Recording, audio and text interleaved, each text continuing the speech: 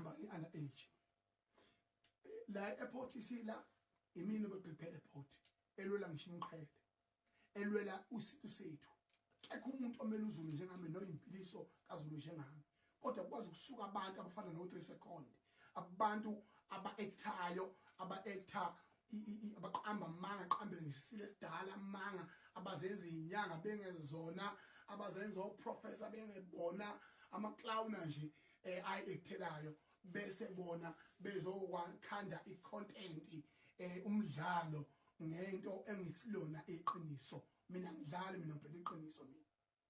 Pisoko nwazi kahle ukuthi lento lapha kwaya riqoqa exhaphaza unokoqela iparishi exhaphaza laba abanye abayizinduna bafaka impondo lapha kwazi ukuyosela nje behlanganiswe ndawonye bayashutha abazi ukuthi basebenza u3 second la bahola khona la online baqhashazwa kusetshenziswa igama lami